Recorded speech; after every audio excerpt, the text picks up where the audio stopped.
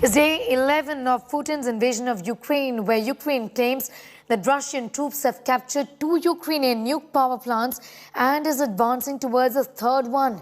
Russian forces opened fire at locals protesting against Kremlin occupation in the breakaway Luhansk region. According to Ukraine, multiple people have been wounded as Russian forces opened fire at unarmed protesters. Meanwhile, the battle for the Ukrainian capital goes ballistic. A video released by Ukraine shows badly damaged buildings after a Russian airstrike in a town 85 kilometers from the capital of Kyiv. At the same time, thousands of Ukrainians have taken to the streets in Kherson to protest against the Russian invasion. Kherson was the first city to fall after Russia invaded Ukraine.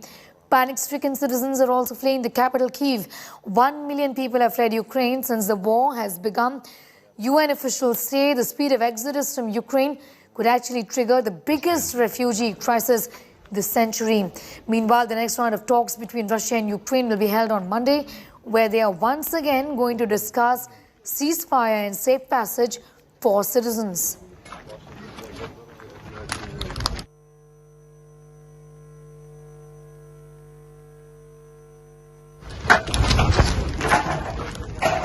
Воронка.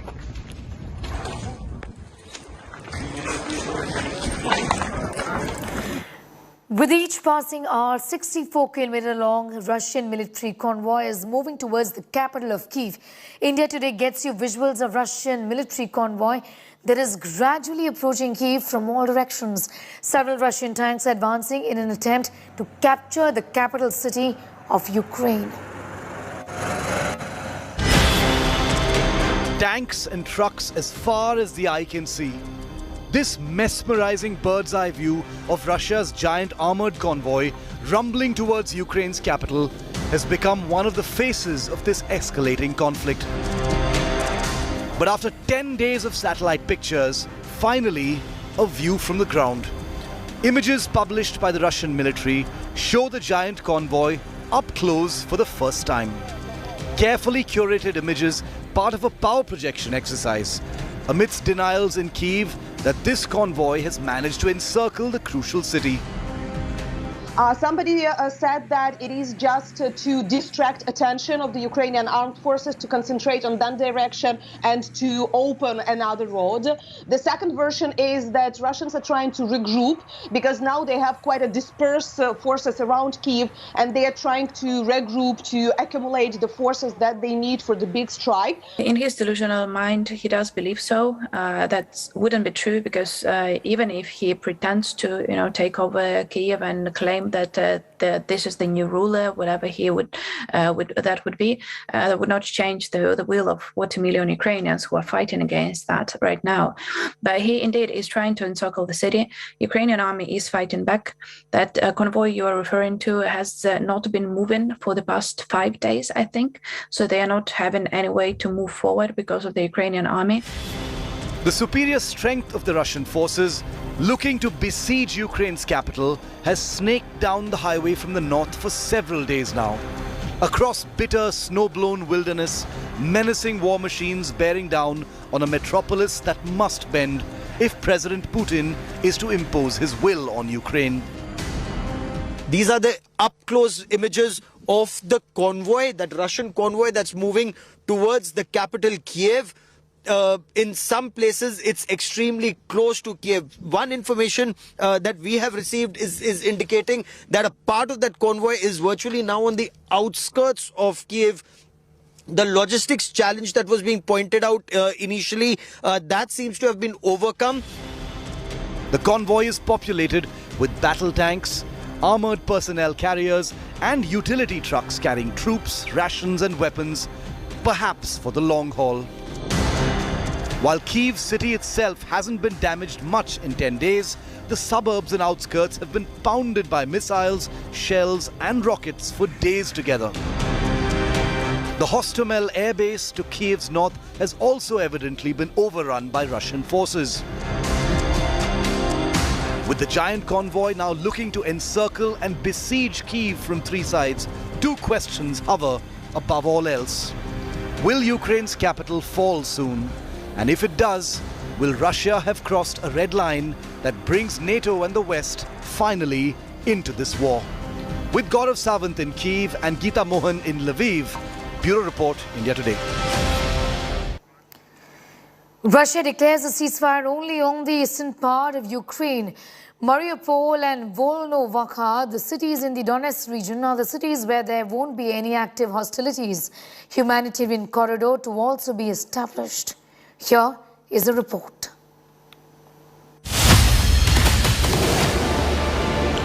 After relentless missile attacks on Ukrainian cities, attempts to capture nuclear power facilities, and the loss of countless lives, President Putin declares a limited ceasefire. A brief breather near the separatist eastern part of Ukraine, the Donetsk region.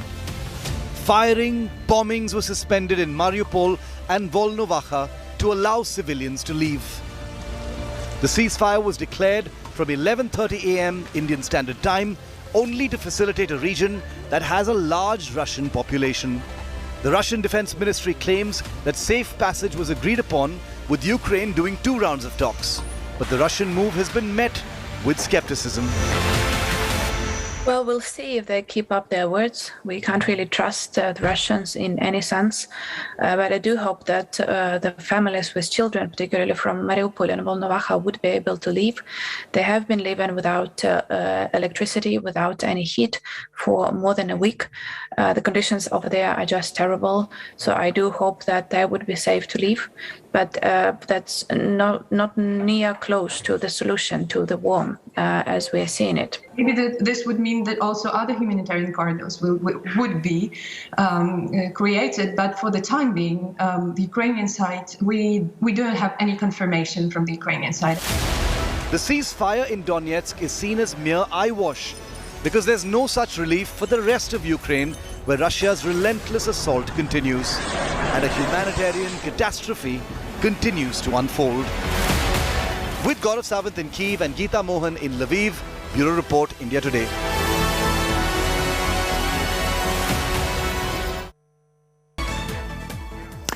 And staying with Ukraine, Russia continues to unleash the fury of its hellbirds on key Ukrainian cities. Videos of 4 Russian aircraft being shot down by Ukraine surfaced, including an Mi-35 chopper and 3 Russian jets. Ukrainian air defense has also claimed to have shot down a Russian drone. Ukraine shared several visuals of taking the pilots of these hellbirds captive. All aircraft were shot down in and around the capital city of Kyiv. In a few of these videos shared by Ukrainian armed personnel can be heard interrogating the captured Russian pilots. Russia continues to bombard key cities. Videos of Sukhoi aircraft flying over the skies of Irpin, a suburb of Kyiv, have also surfaced. Meanwhile, Ukrainian President Zelensky claimed that more than 10,000 Russian army troops have been killed in the war up until now.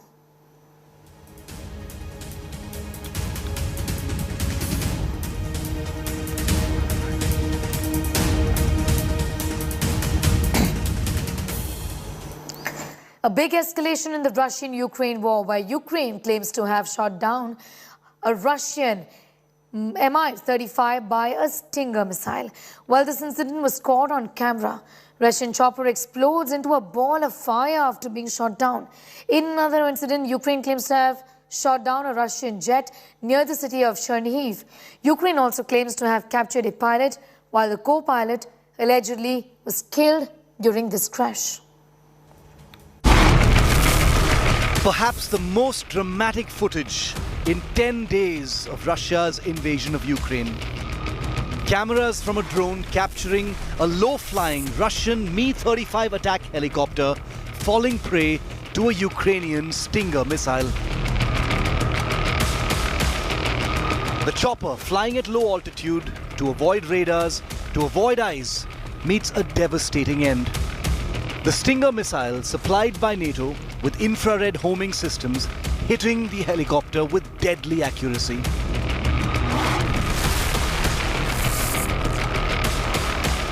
Both Germany and the United States have been pumping in large numbers of Stinger missiles to the Ukrainian military over the last few weeks in order to challenge and shoot down Russian air power. The missile proving its worth in this video, the first of its kind, released by the Ukrainian government.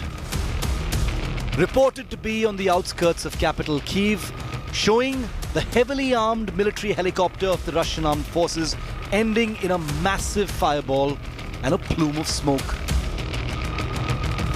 A rapid and fiery end to an attack helicopter crew that could well have been on an attack mission.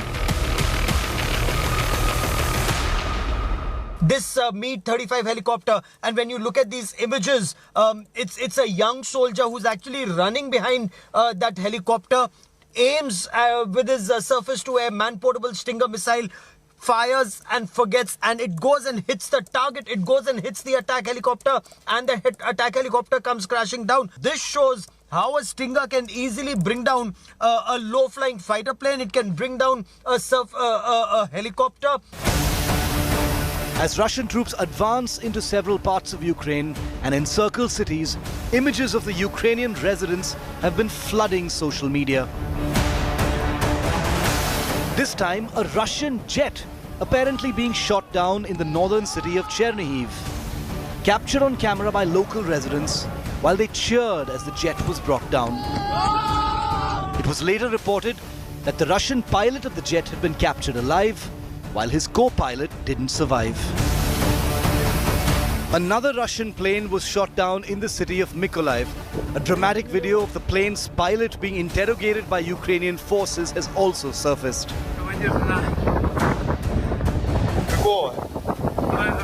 Какой часть? 59-82. Откуда сам родом? Прям родился родом? Да. Meanwhile, Ukrainian President Volodymyr Zelensky claims in a televised address Ukraine has captured, wounded and killed over 10,000 Russian soldiers since the start of the invasion. Almost 10,000 Russian soldiers killed. 10,000. This is dreadful.